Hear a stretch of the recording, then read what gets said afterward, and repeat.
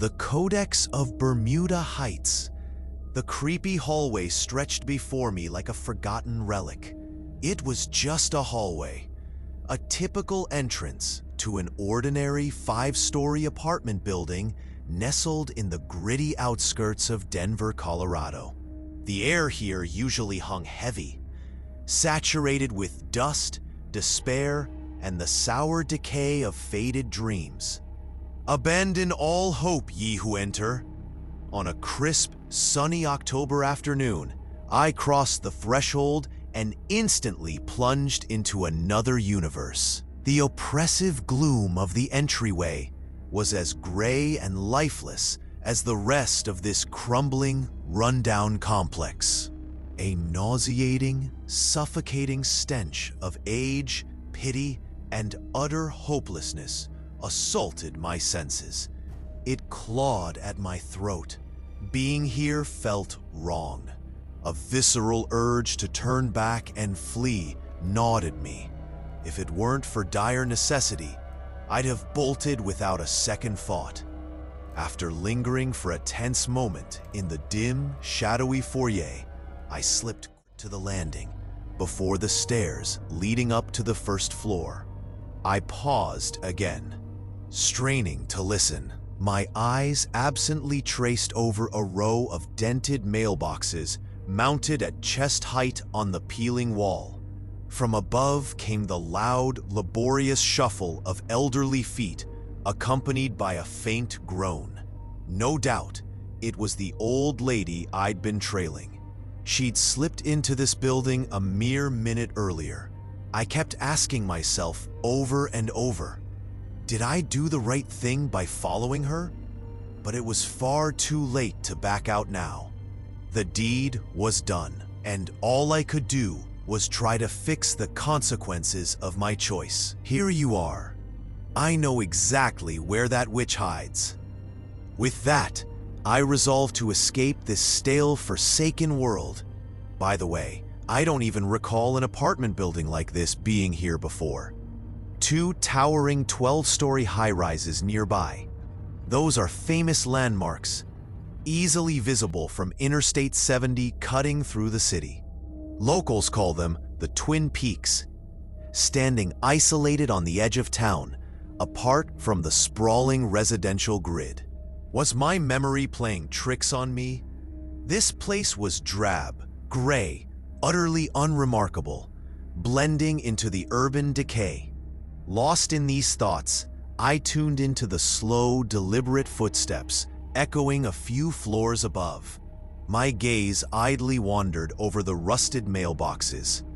They were just mailboxes, nothing special, yet my brain buzzed with a signal I couldn't quite decipher. A whisper of something amiss. Something gnawed at the edges of my subconscious. A persistent itch I couldn't scratch.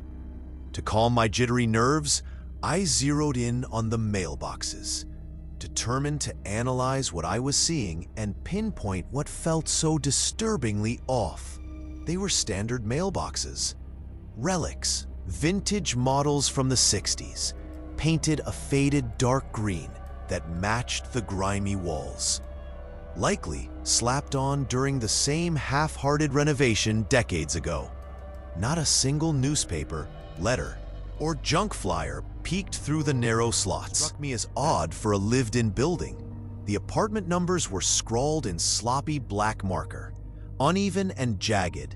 358, 359, 360. Wait, hold up a second. 358? This was a 5-story building with 3 entrances and 4 units per floor. I'd followed the old lady into the middle entrance. A quick mental calculation revealed the truth. 4 times 5 times 3. 60 units maximum in the entire complex. Being in the middle entrance, the 5th floor should cap at 40, maybe 45 with some odd numbering. So where did 358 come from? My eyes darted to the last mailbox. There it was, stark and chilling. 666. My spiraling thoughts were abruptly shattered by sounds drifting down from above. A lock clicked open with a sharp snap. A slow, grating creak of a door swinging wide followed. I bolted upstairs. Desperate to catch which apartment she called home, I moved as fast as I could while keeping my footsteps hushed against the worn concrete. Second floor, empty, not a soul. Third, nobody in sight. Fourth, still nothing, just closed doors mocking my pursuit. On the fifth, my heart sank into my boots. I hesitated for a split second. My mind flashed back to that final number, 666. Was this some dumb prank by local punks with too much time? No. What else could it possibly be? Just a stupid, juvenile joke in the 21st century, I told myself. Elections were over. Another Elon Musk was hyping his next Mars mission. Here I was, stuck in some medieval ghost story nonsense. I strained to listen. Silence pressed against my ears, but it was an unnatural, heavy kind. A door had opened moments ago, yet there was no telltale click of it shutting, as if someone had frozen mid-motion, listening back to me. I craned my neck, trying to peer up to the top landing through the tight stairwell gap. Nothing was visible. The angle was too narrow, the view too limited, leaving me blind to whatever lurked above. Was something up there? Lurking in the shadows? Did I see it move? Was that just my jittery mind playing tricks? Fear has a way of magnifying every flicker, every sound or lack thereof. Something was definitely standing above me, a presence I couldn't shake. Damn it, I couldn't make it out. Was it scaffolding? Some leftover construction junk? I started climbing the stairs slowly, each step deliberate, my body tensed and ready to spring back and hide at the slightest hint of danger. Finally, the 5th floor landing loomed into view, stark and unsettling. The ceiling stretched unusually high, as if the units here were designed to be fancy 2-level lofts, a stark contrast to the building's otherwise cheap, utilitarian vibe. The walls were unpainted and unplastered, just exposed red brick, rough and unfinished, adding to the eerie atmosphere. No sign of the old lady anywhere. Every door stood firmly shut, silent sentinels guarding their secrets. In the center of the landing loomed a bizarre structure, faintly resembling scaffolding, perhaps an oversized model of a cube. Its joints crisscrossed through the middles of its sides in a chaotic, unnatural pattern, far more intricate than any normal framework. I edged closer, my curiosity warred with a growing dread. It looked like a frame you'd see on a construction site. It wasn't that, not by a long shot. It was more like a cubic skeleton, standing about 1.5 times my height, its form both alien and menacing. Made of what, though? Bones. My stomach lurched at the thought. Then, from downstairs, the front door creaked again. A long, drawn-out groan sounded, as if someone was flinging it wide open with slow, deliberate intent. How could that be? I just raced through every floor not even a minute ago. ... Each one deserted, every door sealed tight. There was nowhere to hide in this concrete maze. Had I missed something crucial? Impossible. This was beyond weird. I shot another glance at the eerie cube. Its presence grew more unsettling by the second. It reminded me of a tank parked on a kid's playground. Each piece seemed normal enough on its own. Together, they clashed in a way that defied logic. Whatever, I'd circle back and inspect it later if I could muster the nerve. For now, my questions burned hotter. Where was she? Which apartment was hers? Had I chased her all this way for nothing? Who was making that creaking noise below? I started descending again, moving as quietly as I could manage. My sneakers barely whispered against the steps. Between the 5th and 4th floors, I paused to peek out the window. A narrow slit, a good 3 feet above my head. Outside, to my shock, dusk was already creeping in. The light faded fast, despite the early hour. No clouds were gathering overhead. The sky still stretched clear and blue. Yet the world outside was undeniably darkening. Shadows lengthened across the cracked pavement. I checked my watch. 20 minutes past 2 in the afternoon. Sure, it was fall. October in Denver meant shorter days. Nightfall at 2? Ridiculous. When I'd first stepped into the sun had been blazing high. It cast sharp rays through the dusty air. Downstairs, that damn door creaked again. A slow, taunting sound rang out, like it was daring me to come closer. Mocking my confusion, I shook off the spiraling thoughts clouding my head and hurried down the stairs. My pace quickened with each step. 4th floor, empty again, not a sign of life. 3rd, all doors shut tight, no cracks or peaks of light. I crept down to the 2nd. Still no open or even slightly ajar doors. Just more of that oppressive stillness. Damn it. It couldn't be the 1st floor too, could it? I kept going. My feet moved almost on autopilot. On the 1st floor landing, I stopped, taking in the scene. It was a standard setup. 4 apartments, 2 facing 2 across a narrow space.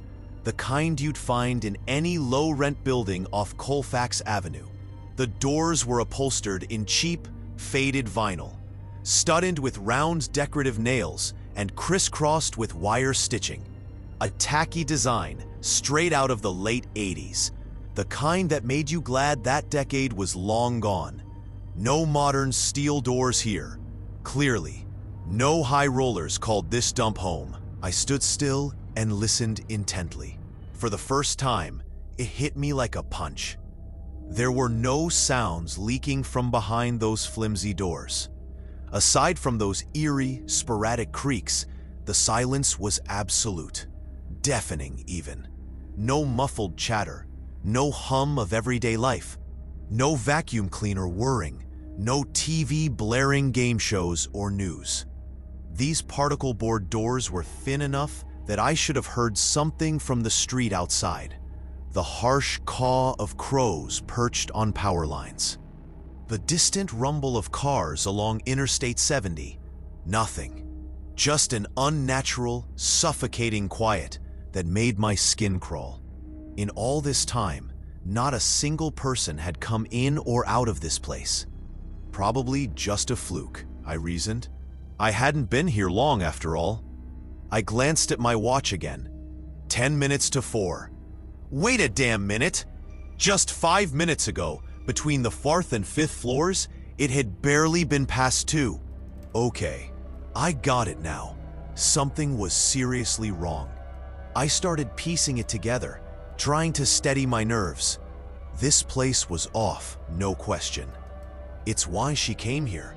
I'd come back later with Eddie, dig deeper. For now, I needed to get home, away from this madness. I passed the mailboxes again. My eyes flicked to the numbers.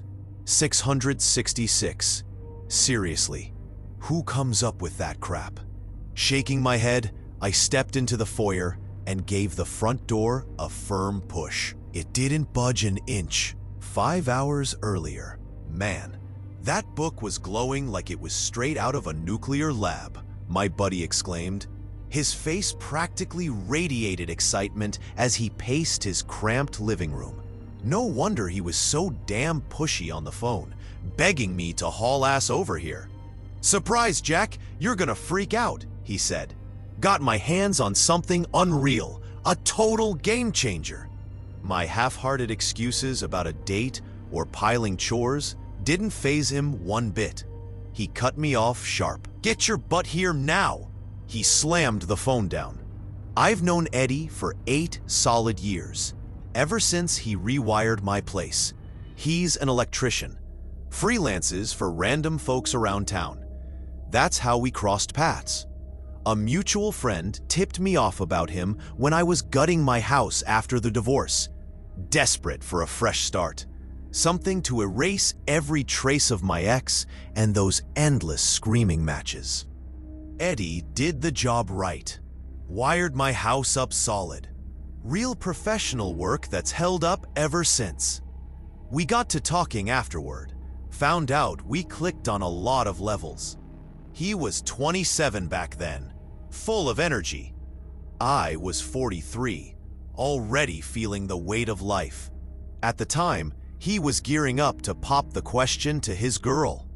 I tried talking him out of it, laying out my own cautionary tales of matrimonial hell. He went through with it anyway. It crashed and burned in under 2 years. Now he's crashing at his sister's place out near Boulder, licking his wounds. We're both suckers for horror, demons, medieval lore, witches, curses, the whole creepy package. He's binged every scary movie under the sun, from classics to low-budget trash. I'm a history professor at the university, specializing in European mythology from the 15th to 17th centuries. Wrote my dissertation on the witch's hammer, no less. He buys into all that spooky nonsense, hook, line, and sinker. I don't believe a word of it. I study it, teach it, live it academically. He's probably my best friend, hands down. Both of us divorced. Me twice, him once. No kids to tie us down. Same taste in gritty rock tunes. Same love for a cold IPA. We've got this shared obsession with building tension, crafting a good scare.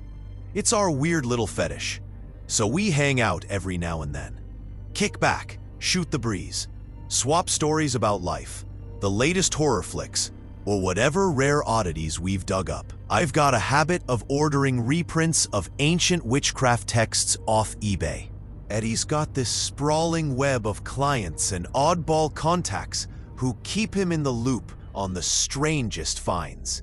Skull rings, pentagram teas, satanic knickknacks cluttering his shelves. That's Eddie's whole vibe, his personal brand of chaos. He looks like a thug, straight out of a bad 90s crime flick, always rocking Adidas gear, throwing up those exaggerated hand signs like he's auditioning for a gang. Deep down, he's not that guy, not even close.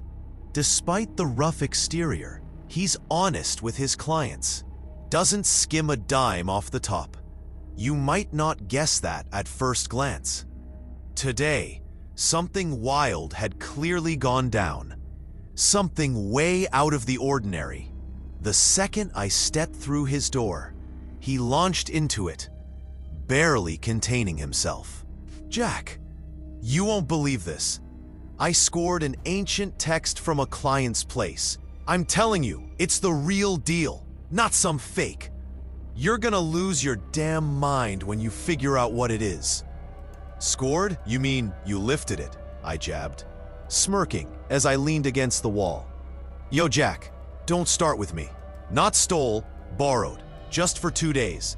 I'll slip it back, good as new. No one'll even blink, smooth as hell." He was wired, practically bouncing around the room. He stopped dead and locked eyes with me. His voice dropped. "Swear, man, it was like something dragged me there. I'm not kidding. Not even you could have resisted. First time I've seen a spot like that on a job. Small house, private lot, all wood inside. Polished oak walls, floors, the works. Gorgeous setup. I'm running new lights to his walk-in closet. 2-day gig, decent cash. When the guy peeled out, I couldn't help myself. I had to snoop around, even though he told me to stay out of his stuff. Didn't even lock his study, man. Got me wondering, What's the deal with these rich types? How the modern elite live their fancy lives? Eddie's no desk jockey. He thrives out in the field. This wasn't just another job. This client rolled out in a sleek Porsche Cayenne, the kind of ride that screams money and power. I leaned in closer as he rambled on. His excitement was infectious. Whatever he'd stumbled across, it wasn't some dusty garage sale find. It had weight, mystery. I hadn't even laid eyes on it yet. The lock was a joke. Picked it like in those old heist flicks. Just a paperclip and some finesse. Took me 10 minutes total. Half of that digging through his junk drawer for the clip. Stepped into the study. Bam, souvenirs everywhere. Weird little gadgets, funky statues catching the light. Like this horse with 2 heads carved out of dark wood. My kind of stuff. You know how I am with that creepy vibe. Books too, tons of them, stacked in these old oak cabinets with glass doors. Some so dusty, they looked untouched for decades. The kind you'd geek out over. Walls were covered in engravings, heavy biblical stuff. Demons with twisted horns, angels in mid-flight. All that holy chaos. Even upside-down crosses dangling like some punk art piece. Then, get this, right in the middle, a glass case with a skull inside. A glass skull, man. You shouldn't have gone in there, Eddie. That's straight up stealing. Come on, Jack, don't give me that. You have done the exact same thing. I'd bet my life on it. You're a guy, not some saint. I've always respected you for keeping it real. Eddie's story poured out, vivid and frantic. On a massive table that took up half the room, draped in dark green felt, sat this book. Right in the center, like it was waiting for him. It pulled him in. Magnetic, undeniable. Next to it lay a thin stack of paper. Strange, almost see-through stuff, like the parchment his sister uses to bake her famous deep dish pizzas. Someone had scribbled notes on it, maybe translating whatever was in that book. My mind was racing now, piecing it together. This wasn't just some rich guy's quirky collection. This felt bigger, heavier, like we'd stumbled into something we weren't meant to touch. Eddie's no academic. He's got a nose for the unusual. He knew this wasn't some thrift store knockoff. I could feel that. I could feel the pull of it already. I hadn't even held it in my hands yet. Eddie figured the book was written in some cryptic, unknown language. The notes scratched out on those flimsy sheets were in plain English. Messy, but readable. Man, I was shaking when I laid eyes on it, he wrapped up. His voice was thick with awe. This kind of thing only happens once in a lifetime. Trust me, you gotta see it for yourself. He reached under the couch and pulled out the book, cradling it like a treasure. Bermuda Heights. I shoved hard against the front door of this damn building. It didn't budge an inch. I threw my shoulder into it, harder, then harder still, before slamming my boot against it with all the frustration boiling inside me. Nothing. Not even a creak. It wasn't a steel door, just a flimsy wooden slab. No buzzer or fancy lock, the kind you'd expect to swing open with a light push. I'd walked right in earlier without a hitch. What was going on? Who could have locked it so silently, so securely in the few minutes I'd been inside? I pounded on it in the cramped foyer for a solid 5 minutes, desperate to break free from this cursed trap of an apartment complex. A faint, restrained laugh floated down from one of the upper floors, chilling me to the bone. I had no choice. I turned back, retracing my steps to the base of the first-floor stairs, my breath uneven. I stopped there, tilting my head to listen carefully. Someone was definitely up there. No question about it.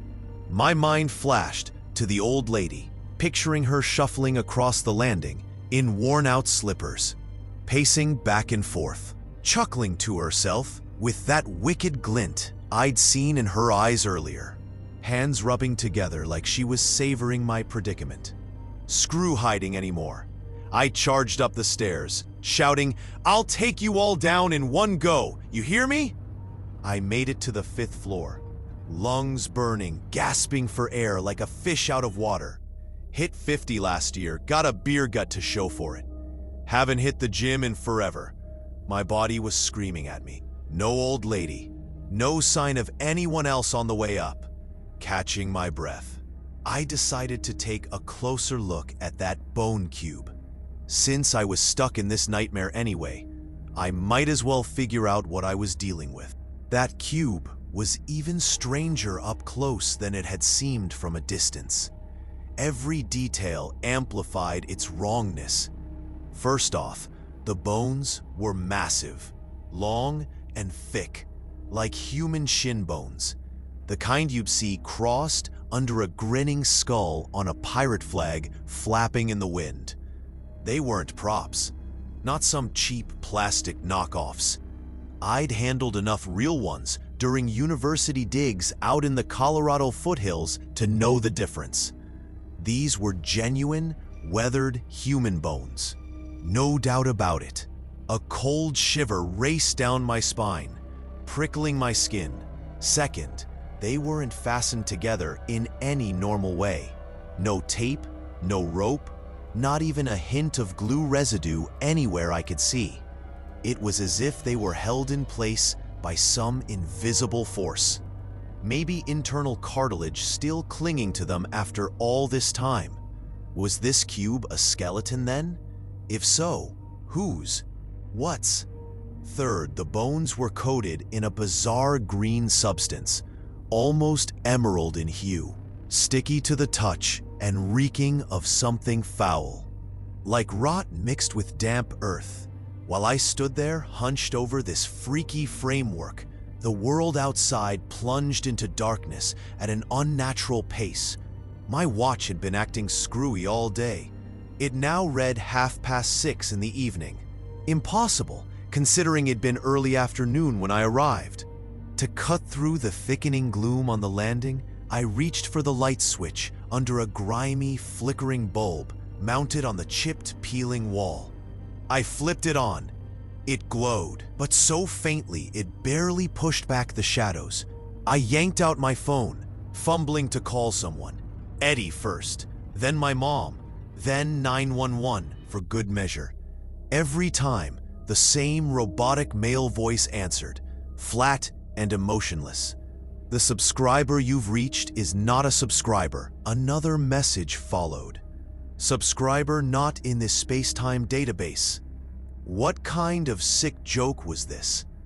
I was at a loss, stranded in this hellhole with no lifeline. Time to check the apartments up here. Maybe one of the tenants could shed some light on this madness. Better yet, help me get out. Then I noticed it. Only one real unit existed on this entire floor, marked by a shiny gold-colored plaque that stood out against the drab surroundings. 666. The mailbox hadn't been lying after all. That realization sank into me like a stone. It was 5 o'clock, or so my watch claimed. Time felt meaningless here. The unit sat at the far end of the landing, tucked against the wall, in a spot that defied the building's layout. By all rights, there should have been nothing but the open street beyond that brick barrier. Right in front of it loomed the bone cube, standing like a desiccated sentinel, reduced to a skeletal husk guarding its post. The other 4 doors on the floor were nothing but plywood sheets, crudely screwed into the wall and painted to mimic real entrances, complete with actual handles that led nowhere. Knocking on the door marked with the beast's number didn't faze me at first. Not fully. The fear was there, simmering. It hadn't yet swallowed my reason whole. The mailbox numbers, the eerie door creaks. None of it felt like some bored teenager's prank anymore. Not after everything I'd seen. I'd watched countless horror movies alone, and with Eddie, shouting at the clueless characters on screen. "You idiots! Can't you see the signs screaming at you to run? That kid's no troubled teen. He's a monster. There's a beast in the basement. Don't stumble down there with a puny flashlight, humming jingle bells like it's nothing." Crows circling overhead aren't just scenery. It's evil in that house. Splitting up is a death sentence. An upside-down cross? That's the devil's calling card. This wasn't a movie. This was real life, unfolding in a run-down Denver apartment block. The old lady had walked in and vanished into thin air. Weird mailboxes with impossible numbers, strange noises with no clear source. A grotesque bone cube. A lone apartment on the 5th floor. A front door sealed, tighter than a vault. Time racing forward like a broken clock. Dusk falling at 2 in the afternoon. Wasn't that enough to clue me in? After everything Eddie and I had already been through, it was crystal clear. Something horrific was unfolding here. I'd likely been lured into this trap like a fly into a web. I needed to get out, fast, before whatever this was claimed me for good. How? Every exit seemed to lead deeper into the nightmare. I'd thought I'd outsmarted her. What a naive fool I was, believing I'd pulled one over on that old hag. I started creeping downstairs. Each step slow and deliberate, my breath shallow. Outside, through the grimy window, it was pitch black now. A deep, starless night. My watch had frozen at 6:55. Its hands refused to budge. The 4th floor landing was swallowed in thick darkness. The air heavy and still. I fumbled with my phone, switching on the flashlight. Its weak beam cut a narrow path as I inched toward the wall switch. Click. The bulb flickered on. Even dimmer than the one upstairs, it cast a sickly glow that barely reached the edges of the space. I shuffled to a door, desperate to bang on it and beg for help. It was plywood, just like the rest. Fake. Useless. The 2nd, 3rd, and 4th doors were the same, mocking me with their hollow facades. I stepped down to the next flight. The stairwell cloaked in more dark, more silence. An oppressive void pressed in. My phone's battery was draining fast. The percentage ticked down like a countdown. I had to hurry. I flicked on the lights on the 3rd, 2nd, and 1st floors as I went. Thank God. Each bulb sputtered to life, throwing faint pools of illumination around the landings, just enough to keep the total blackness at bay. I couldn't stomach being blind in this place. The flashlight held out long enough to guide me back to the foyer. I hit the switch there. A lone bulb buzzed on. Its light fell on an old stroller parked against the wall. 60s vintage, rusted and sagging, like something out of a thrift store's reject pile. Had it been there when I came in? Kill me if I could remember. I stood there, staring at this everyday object that now felt out of place. I turned to the front door. You always convince yourself you've missed something obvious. Didn't push hard enough. Didn't hear the lock snap shut. Didn't try that one trick that had set you free. One more go, I thought. I slammed my shoulder into it. Nothing. The door held fast, trapping me in this nightmare with no way out. There was no lock to be seen anywhere on that damn door. I swept my phone's dying flashlight over the frame. The beam trembled in my shaky grip. Nothing. Not a latch, not a bolt. I kicked it hard, pounded with my fists, hoping someone outside might hear and come running. No response. Just the dull thud echoing in the empty foyer. I tried wedging my pocket knife into the seam. searching for a latch to pry loose. There was no latch, no mechanism at all. It was like the door had fused into the wall. I slumped against it, pressing my forehead to the cool wood. I squeezed my eyes shut. Why? Why was this happening to me? Payback for something I'd done? Deep down, I knew exactly why. A faint sound pricked my ears from behind. I whipped around. The flashlight already dead. My heart hammered as I scanned the dim space. Nothing unusual, just the stroller bathed in the bulb's weak glow. Then it came again. A soft, pitiful cry sounded, barely audible, more like a whimper than anything else. Something shifted in the stroller. A slight rustle sent ice through my veins. In sheer terror, I bolted back into the stairwell, racing up to the first floor, then the second. My footsteps pounded against the concrete. I stopped there, chest heaving. I listened. Silence again, thick and suffocating. I scanned the landing. The bulb's faint light illuminated the row of fake doors. Their vinyl upholstery gleamed dully. Wait a second. One wasn't fake. It was real, covered in actual vinyl, studded with real round nails. How had I missed it before? I checked each one carefully. There it was, standing out like a sore thumb. A real metal plaque nailed to it read 358, the number that had thrown me earlier. A real doorbell, real studs, the whole deal, not some painted sham. I lunged at it, hammering with both fists. Open the damn door! For God's sake, somebody help me! The lock clicked. A sharp sound promised salvation, cracking the door open just enough to glimpse freedom. I yanked it wide with a surge of hope, lunged forward, froze. Teetering on the edge, beyond was nothing but a yawning void. No light, no sound, just an endless expanse of emptiness stretching out forever, devoid of color, shape, or horizon. I stumbled back in a panic, my breath ragged.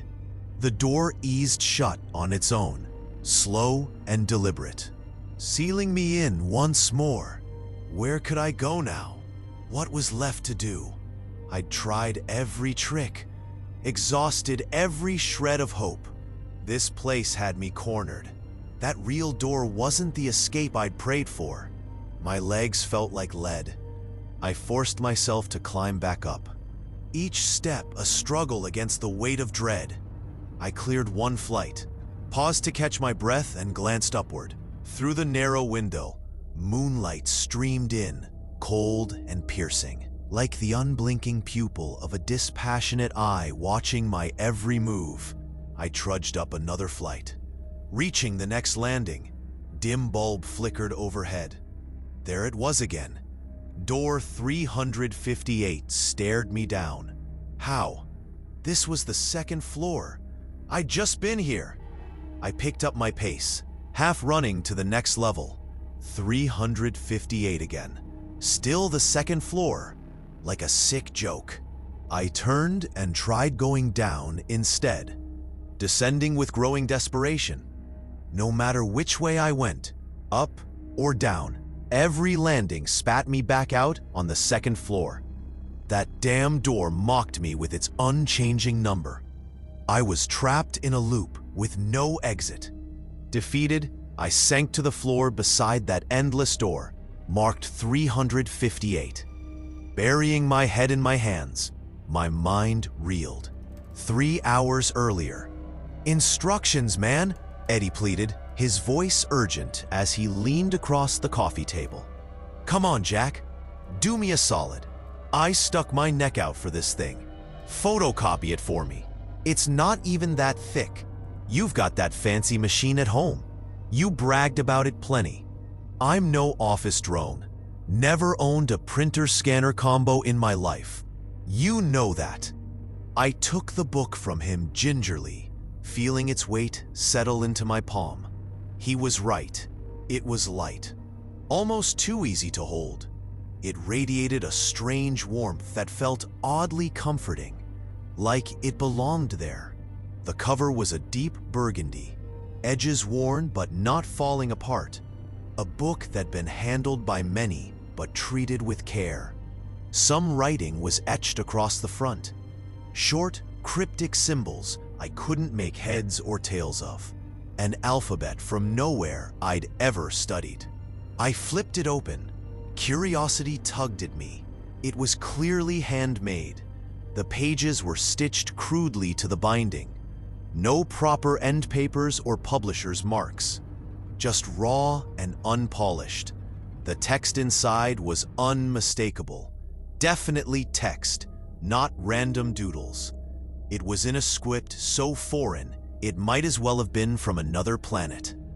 The symbols inside weren't like any human language I'd ever encountered, not even close to hieroglyphs.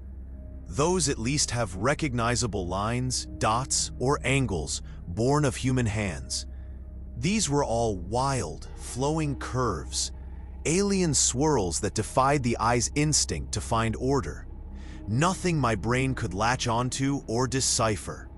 No straight edges, no neat circles. Just chaotic tendrils that reminded me of vines gone rogue. The book was packed with drawings, some woven into the text, others sprawling across full pages. Each one stranger than the last. Creatures were depicted, things so bizarre and twisted they couldn't possibly exist. Shapes that mocked the limits of even the wildest imagination, far beyond what any unhinged mind could dream up. Other pages showed what looked like blueprints for machines, intricate and dense with countless tiny parts, as if they were instructions for something mechanical, yet otherworldly. Then there were the downright baffling ones, like a page covered in nothing but dots. Hundreds upon hundreds of them, scattered with no pattern, like a kid had gone nuts with a pen on a blank sheet. No lines, no shapes, just a sea of specks, random chaos. Maybe chaos only to us humans. People appeared rarely, 5 or 7 times across the whole book. Every depiction unsettlingly off. One showed a man sliced open like a diagram, hollow inside. His organs sparse and misplaced in ways that made no anatomical sense. A tiny, meticulously drawn heart pulsed in his skull. 3 apple-sized orbs bulged in his abdomen. His left arm didn't have the usual 2 bones, shoulder and elbow. It had a dozen small ones, suggesting it could twist and bend like a serpent. My head spun as I traced the pages. The sheer strangeness sank in. This wasn't just some historical oddity.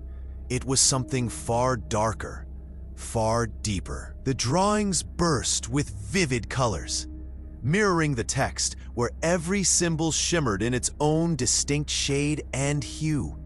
A kaleidoscope of ink dazzled the eye. The book wasn't thick, about 60 pages total. Its size was compact, almost pocket-friendly. Not quite a notebook, but small enough that it'd slip into my jacket's wide inner pocket later with ease. "What is this thing?" I asked, glancing up at Eddie, who grinned like a smug cat who just caught the juiciest mouse. "Caught your interest now, huh? After all that high and mighty judging?" He straightened up, his tone shifted to something more serious. "You ever hear of the Voynich manuscript, Jack?" I let out a skeptical snort, rolling my eyes. "Jack, listen, I'm betting there's more than one of those weird books out there on this planet. I'm damn sure you're holding one of them in your hands right this second." "Yeah, maybe," I said slowly, turning it over in my mind. "The text is nuts, no question. These pictures, man, they're something else entirely." Eddie leapt off the couch, buzzing with excitement, His voice rose. Know what hit me while I was flipping through it before you showed up? He fixed me with a dramatic, wide-eyed stare, letting the suspense hang. I stayed quiet, waiting him out. Instructions, he finally crowed, throwing his hands up like he'd cracked the universe's biggest secret. Instructions for what, exactly? Guess. He flashed a cryptic, toothy grin that promised trouble. No clue, man. What makes you think it's instructions? Look at it. Machine diagrams, even that guy drawn like a machine. I messed with physics and math a bit back when I thought about college, before I ditched that plan. You're the prof, you can tell a science book from some fairy tale, right? He whispered, leaning in as he cracked the book open again. He had a point. Some lines stood out, set apart with indents and blank spaces around them. A few even boxed off like they were critical. Certain symbols almost resembled numbers, though only vaguely, teasing at something structured beneath the madness. What? You mean those sheets I snagged with it? Eddie asked. His eyes lit up as he caught my drift. He bolted to his cluttered desk, grabbed a thin stack of nearly transparent pages, standard 8x11 size. Thrust them at me with a flourish. I snatched them. My hands trembled slightly as I scanned the text feverishly. My pulse quickened. First, I zeroed in on the handwriting itself. English, sure, with words I could understand. The letters were all wrong, unfamiliar, like they'd been warped into something else. Not how we write, not even close. Maybe a bizarre font, but handwritten like this? Every letter was capitalized. A had 2 bars slashing across the top, like a pyramid capped with an eye staring back. O always had a dot smack in the center. No exceptions. In human, though, the A stood out with 2 vertical dots stacked inside. Everywhere else, just 1. In that word, always 2. Like a secret code, V had a horizontal line jutting way out past the verticals, breaking every rule of normal script. Not a single letter matched what my eye expected, each one a deliberate twist on the familiar. Eddie, I drawled, not looking up from the pages, my voice low and tense. This client of yours, who the hell is he? How'd you even stumble across this guy? No big deal, man. He just called me up out of the blue. I don't grill folks on where they get my name. Word of mouth, you know? Friend of a friend of a friend. That kind of thing spreads fast in this town. What he does for a living, who he is, no idea. Guy's not big on chit-chat. Looked like a regular Joe, though. Built like you, no glasses. Short beard trimmed neat, buzz cut. Stocky frame, normal face. Except this insane tan for October. Like he'd been baking under a sun lamp all month.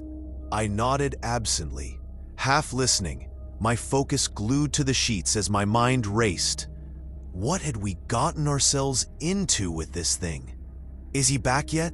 I asked, my voice tight as I kept my eyes on the strange script. Nah, he just showed me the gig. Small room, 6x9, no furniture, totally bare, Eddie replied, leaning against the wall. Said, start whenever you want. I'm out for 2 days. Handed me a wad of cash right there. Keys too. Leave them on the hall table when you're done. Lock the door behind you. Then he jumped in that Cayenne. Flashed the headlights twice. Like, catch you later, sucker. And peeled out. I listened, nodding while devouring the text. It was unreal. Beyond anything I'd expected. How do I even describe it? It was an instruction manual, no doubt about it, for humans. The first line hit me like a freight train.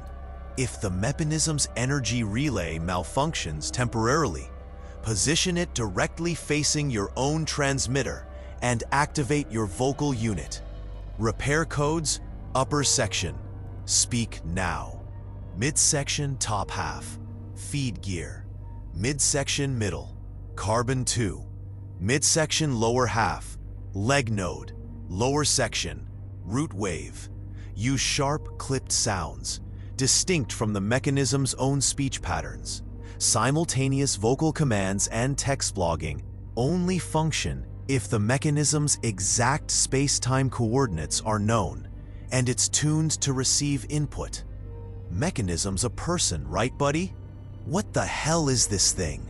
I stared at Eddie, wide-eyed, my voice shaking with disbelief. He just grinned back.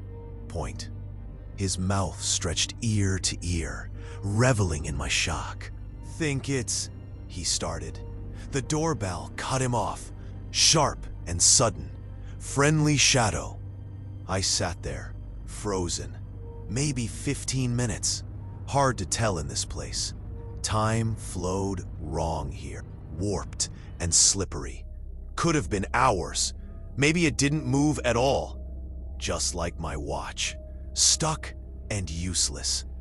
Then that soft, familiar laugh drifted up from below. A sound sent a shiver through me. I lifted my head, slowly, feeling the weight of inevitability settle in. Darkness cloaked everything around me, broken only by the faint, ghostly glow of the bulb painting eerie patches on the stained walls and cracked ceiling. The laugh was childish. Unmistakably so, soon confirmed by the quick, light patter of small feet climbing the stairs. Someone young was coming up.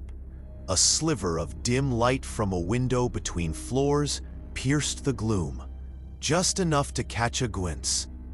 A black silhouette emerged in the gray dusk, pausing right before the stairs leading to my endless second floor. I could feel it studying me, sizing me up. An unspoken tension hung in the air. "What are you gawking at?" I muttered, my voice heavy with exhaustion, barely above a whisper. "Just do whatever you're here for. Let's get this over with already."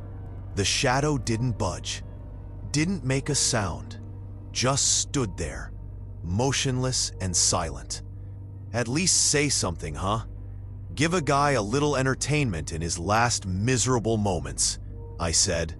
Sarcasm dripped as my nerves frayed further. It answered, not with words, but a song, delivered in a high, drawn-out teenage voice.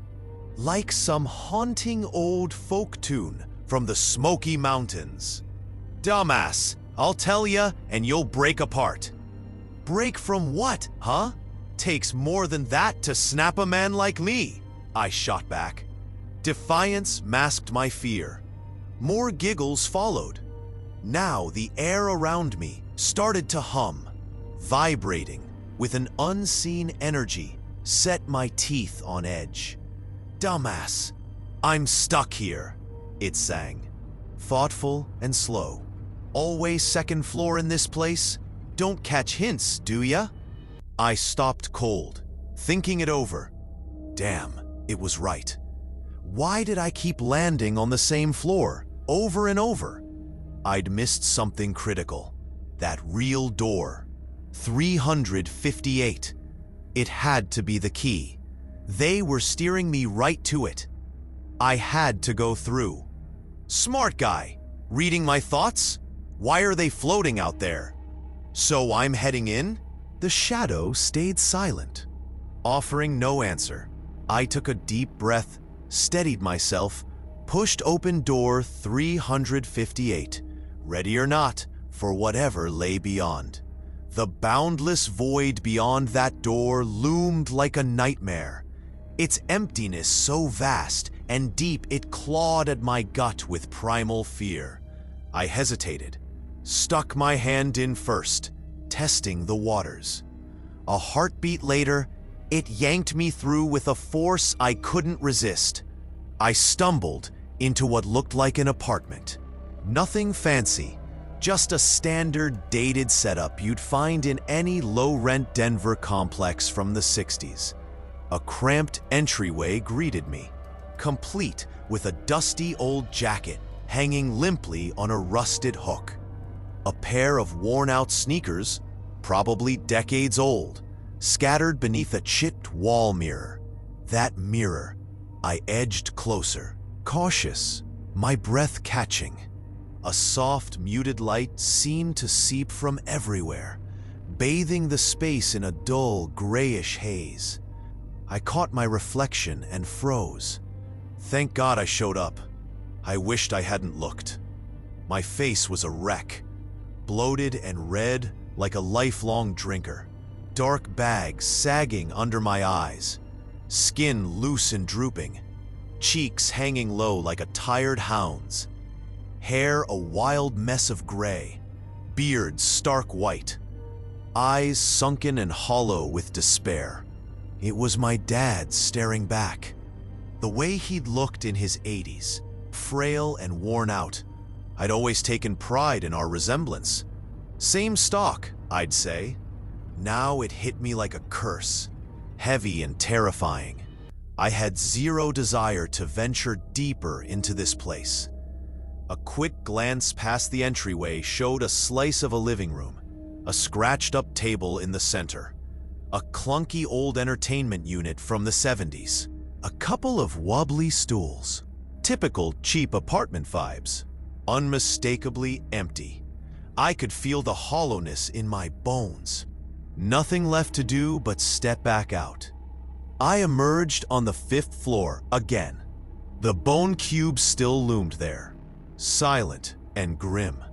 The door marked 666 clicked shut behind me with a soft thud. The brightest bulb in this whole damn building buzzed overhead.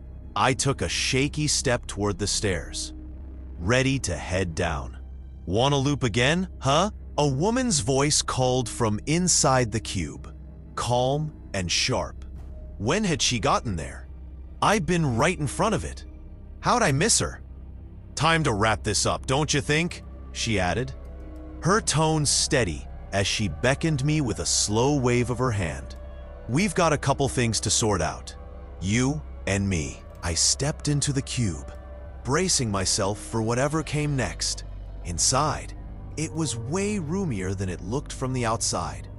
Bigger than I'd guessed, defying its skeletal frame. I'd figured we'd be crammed in, practically nose to nose. She stepped back a couple paces and perched on one of the bone edges, casual as you please. The bones didn't even creak under her weight, solid as steel. I sat across from her, keeping my distance, taking her in.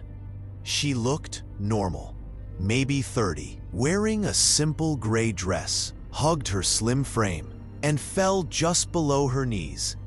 A pretty brunette with long, wavy hair, cascaded over her shoulders. Nothing about her screamed threat, not at first glance.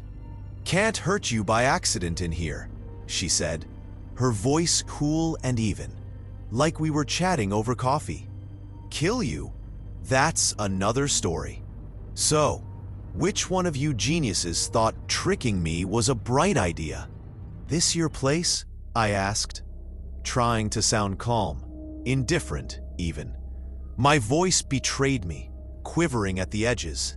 "My space," she corrected, tilting her head slightly. "This dump, that's what it is to you. To others like you, it's nothing else. Tenants see what fits them. Worse for some, though. Could be a shack out in the sticks or a jail cell, depending on how bad they've screwed up." I didn't respond, letting her words hang there, my mind racing.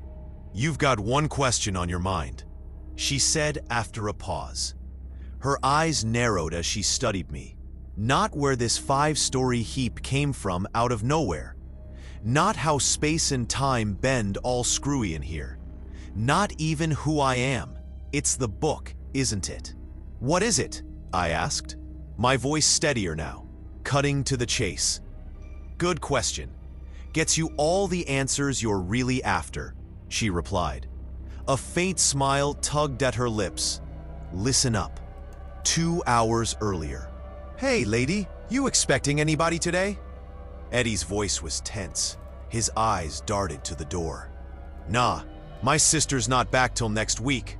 Hide it quick. The book, the translation." The doorbell rang again, sharper this time, insistent. Eddie waved me off.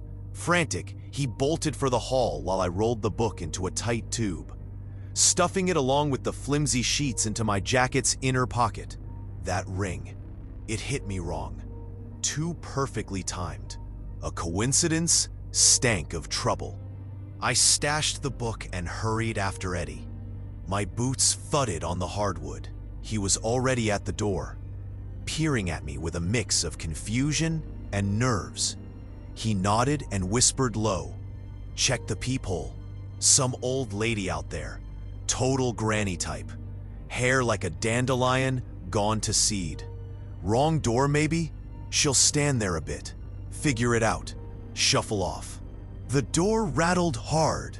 Loud, forceful bangs didn't match any frail old woman's strength, shaking the frame. Eddie shot me another look, silently asking, "What now?" I took charge, flipped the lock, cracked the door open just enough to see. She was short, bundled in a patchy coat, a knit cap perched on her head like a bad joke. Her face a roadmap of wrinkles. 80, easy. She flashed a wide, toothy smile. Too perfect, too fake. Sized us up from head to toe. Her gaze lingered. "Who are you here for?" Eddie asked. His voice cracked despite his tough guy act. Why were we so damn scared of her? Her smile didn't waver as she spoke, calm and syrupy. "You, Eddie. You, sweetheart. My little prize." She stepped forward, aiming to cross the threshold. Eddie planted himself in her path, solid as a wall. I backed him up, shoulder to shoulder, blocking her out. She stopped. Her eyes flicked between us. That smile finally slid off slow, like melting wax. "Fools," she muttered, barely audible, her tone icy. "You've got no clue what you've stumbled into, do you? Won't play nice, huh? Stubborn as mules." She stretched her mouth wide again, paired with a dark, under-eyed glare. It wasn't a smile anymore. It was a snarl, feral and wrong. No sweet old lady in Denver smiled like that. Not in a million years. "I'd help just wipe you both out," she mused, her voice thoughtful, almost bored. "Try it, lady," Eddie snapped. His body trembled hard now, fists clenched. Zap! She barked, sharp and sudden, like some ninja in a cheesy action flick, jabbing a bony finger straight at him. The air thickened, buzzing with a strange electric hum, made my hair stand on end. "Dogs!" Eddie grabbed his head, doubled over with a groan, crumpled to his knees. Pain twisted his face. "Stop! Stop! Stop!" I yelled. Panic surged as I shoved him back into the hall, away from her reach. "Peace, peace. Time out. Hold up. Sorry, ma'am. We messed up bad. We're real sorry. Let's talk this out, please." I stammered, hands up, pleading. She lowered her finger slow, her expression unreadable. "One condition," she said, flat and final. I stepped back beside Eddie. Still reeling, I waved her in with a shaky gesture. "Talk's right here in the hall. Got folks inside. My mom, too. No need for them to see any of this mess." "Short and sweet," she replied, cool as ice. "Don't care who's here. I'm quick. Just want my thing back. That's all." "What thing?" I asked, feigning shock, widening my eyes like I hadn't a clue. I knew damn well what she meant. "Eddie's got nothing of yours, far as I'm aware." "You get it," she snapped, cutting through my act. "Last chance, boys. Hand over the codex. I'll try to forget your faces, if you keep your mouths shut about it." I froze. Words stuck in my throat. My mind raced for an out. Codex, I know you. Looks like... I trailed off. I did know. She knew I knew. I'm asking nice right now, giving you time to think. 30 seconds, not a bad deal. Or else. What if we don't have it? I shot back, grasping at straws. We'll see how you squeal in 15, she said, folding her arms tight across her chest, fixing me with a stare bored straight through me. That's when I saw them. Square pupils, sharp and unnatural, glinting in the dim hall light. Freaky as hell, like something out of a nightmare.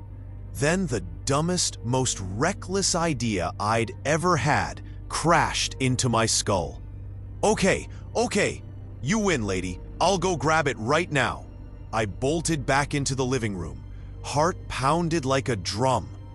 Eddie was sprawled on the couch, curled up tight, his eyes brimmed with pain and fear, tracking my every move as I rummaged.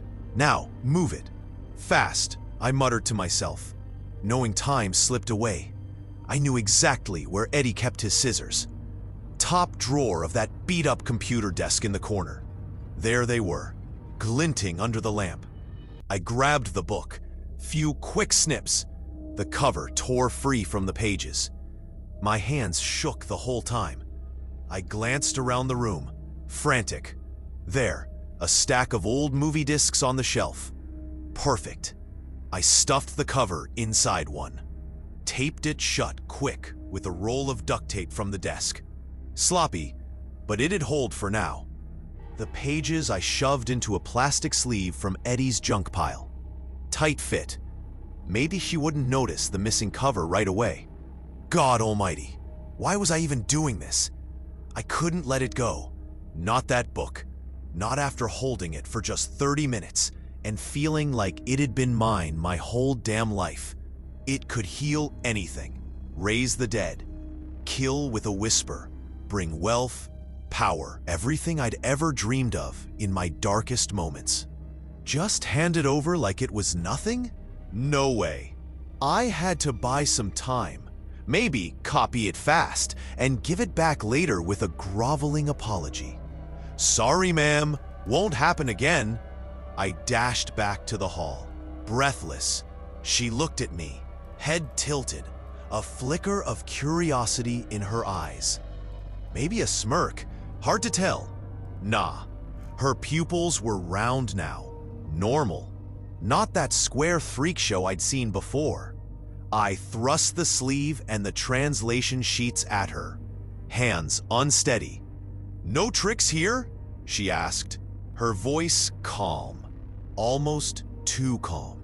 Nope, no way, ma'am, I mumbled, dropping my gaze to the floor, barely audible.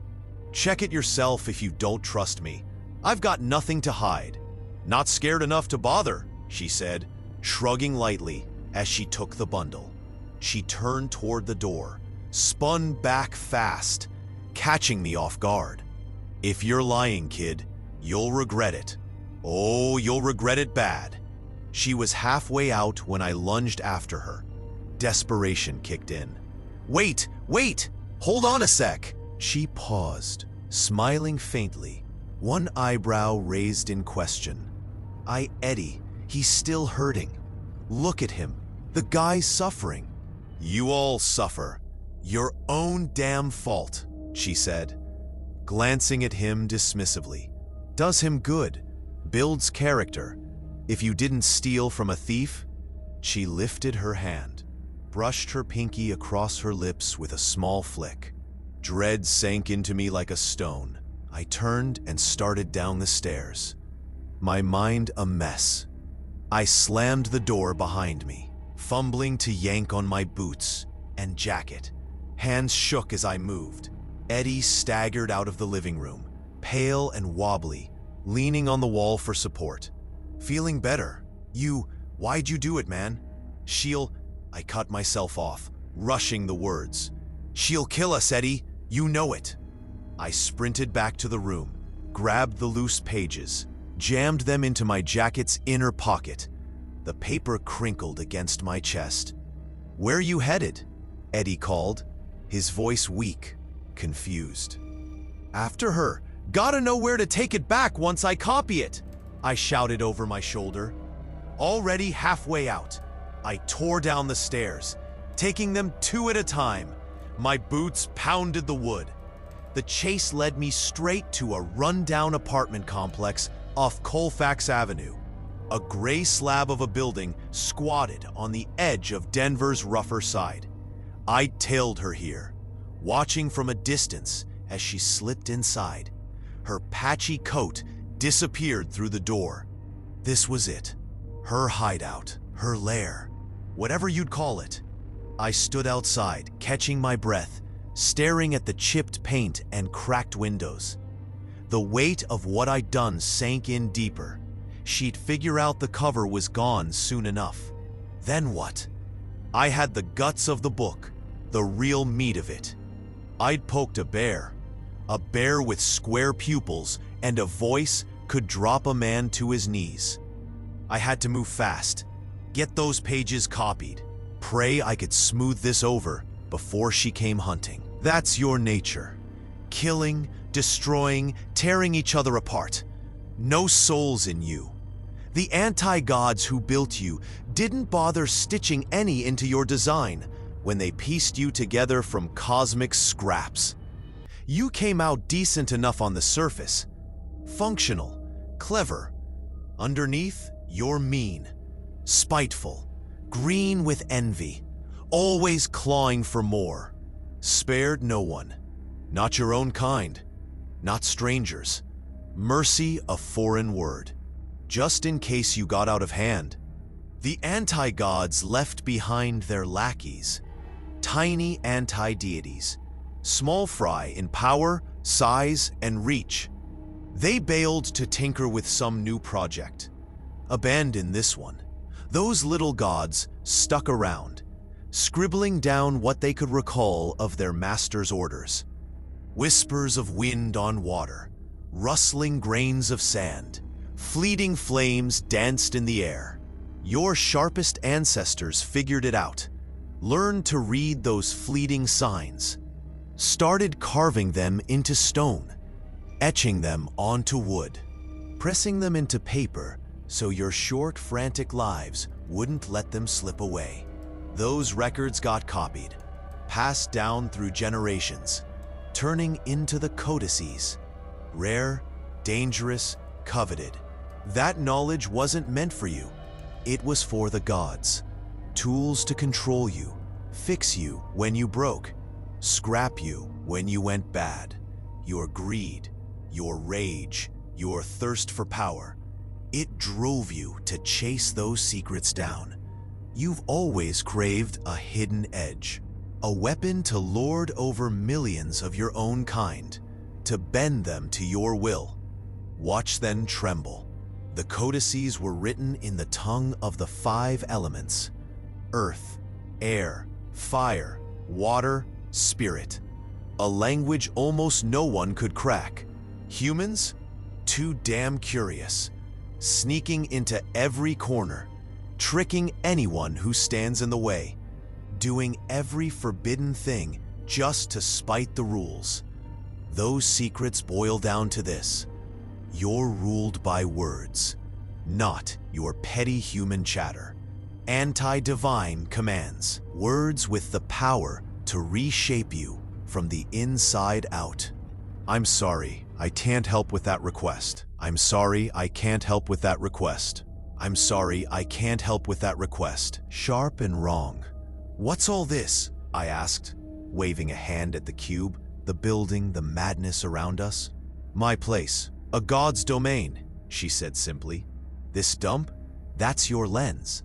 Others see a palace, some a shack. Depends on their baggage. If I don't give it up, I locked eyes with her, square pupils and all. She laughed, a quiet, chilling sound. You will. I don't even have to try hard. You tricked me, a god, despite my warning. I get your curiosity, though. It's how you're wired. Eats you alive. Drives you to chase codices, power, wealth, Glory? So, I'll give you a choice. Who's coming with me? 358's got a vacancy. You saw it yourself. I lifted my head. A flicker of hope sparked despite the dread. Pick your poison. You come with me, or I take your buddy instead, she asked, her voice calm, almost bored, like she was ordering coffee. I sat there, silent, the weight of it pressed down on me. Minutes stretched into what felt like hours. Finally, I opened my mouth, my voice low and steady. He's no friend of mine.